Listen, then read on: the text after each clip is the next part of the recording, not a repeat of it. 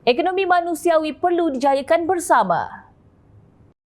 Perdana Menteri Datuk Seri Anwar Ibrahim mewakili kerajaan Malaysia menggesa ahli akademik, institusi keuangan dan badan kawal selia untuk bekerjasama dalam merealisasikan visi masa depan dan ekonomi manusiawi yang mampan.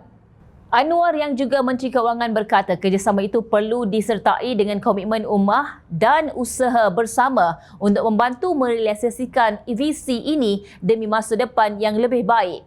Menurut beliau, ahli akademik perlu terus menerajui bidang ilmu, menyelaras dimensi teori dan etika ekonomi Islam serta membangunkan pelaksanaan yang praktikal sejajar dengan prinsip teras madani.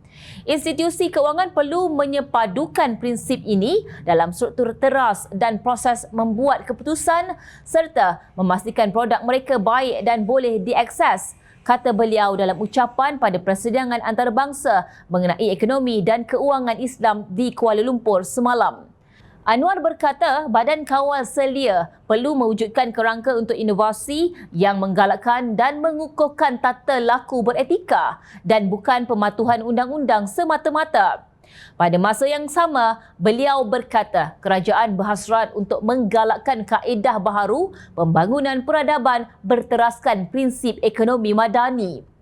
Untuk makluman, bersama konsep madani yang diperkenalkan oleh kerajaan menggariskan rangka kerja ekonomi berdasarkan 6 prinsip iaitu kemampanan, kesejahteraan, daya cipta, hormat, keyakinan dan ihsan. Berpandukan prinsip ini, kami berhasrat untuk menggalakkan kaedah baharu pembangunan peradaban antara yang melangkaui data dan statistik ekonomi semata-mata yang tidak bersesuaian dengan orang biasa. Sebaliknya, ia adalah pendekatan pembangunan baharu yang memberi manfaat kepada masyarakat pada masa ini dan masa hadapan. Katanya dipetik bernama sambil menambah ekonomi masa depan akan menyalurkan pelaburan kepada perniagaan yang mampan, memberi keutamaan kepada pelindungan alam sekitar, pengurusan sumber yang bertanggungjawab dan tenaga boleh baharu.